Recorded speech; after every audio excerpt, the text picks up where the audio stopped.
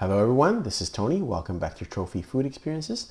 Today I'm doing a review of a recent dinner I had at Farmer's Apprentice restaurant. It's located at 1535 West 6th Avenue, just off of Granville Street in Vancouver. And I decided to go here because it was one of the about 12 restaurants that were added to the Michelin Guide this year. I haven't been there for many years, and I remember it was kind of a very healthy kind of farm to table eatery, but in fact it's changed quite a bit. The chef has changed. It's right now Alden Ong, and it is minimalist farm to table eatery serving organic and contemporary Pacific Northwest meals and wines. The place is quite small but very cozy. There's probably about 6 or 7 tables. It's quite a nice, very casual, and very relaxed atmosphere. A couple of short videos of the kitchen area and then the dining room area. Very cozy, very small and quaint, 6 to 8 tables, so not a lot of seating, but kind of a neighborhood type at restaurant, very casual. So let's start with the food. So the first thing we had was the egg yolk and potato roasty sando with Yarra Valley salmon caviar. And it's pickled jalapenos, house mustard, and chives. And so this is gluten-free, and they're small little bite-sized morsels. They're $8 a piece, so we had 2 of them. Delicious. Actually really concentrated with egg yolk, and then with the salmon caviar and the mustard. It all actually went very nicely together, and I actually liked it as a kind of a little amuse-bouche actually that just started the night very nicely. Next is the chicory salad with stock Rimson pears with anchovy, horseradish, yogurt, walnut praline, and drunken manchego. Again, gluten-free for $22. Good portion, really delicious flavors, and again, for a person that's not vegetarian, who doesn't really eat a lot of vegetables, sometimes I shy away from vegetarian restaurants or vegetarian food because to me it's not as tasty, it's not as filling. No, not so here.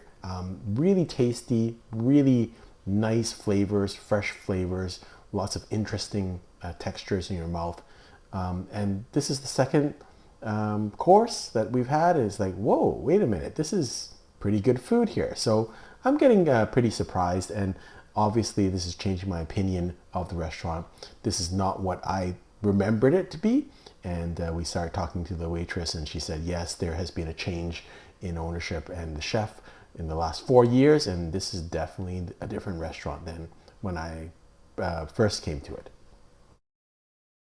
Next course is the Dungeness crab. It's $29, and underneath the mushrooms there is some I guess Dungeness crab. Unfortunately, I can't describe this as well as the other dishes because the menu changes all the time, and actually I thought I should have taken a picture of the menu at the restaurant. I just took it from online, and the online restaurant menu is actually different already. So they continue to change and evolve the dishes, and they probably roll the whole menu over in about every 2 months, maybe 3 months, but sometimes a little bit more depending on the season. So it's really interesting food. This is another great dish. The sauce was great with the mushrooms and also the Dungeness crab. So I really liked the combination. It felt very healthy. It wasn't filling in that sense of like, really getting you full in a bad way, but it was definitely enough. This next dish is a fish sauce caramel glazed duck leg with 5-spice duck and pork sausage.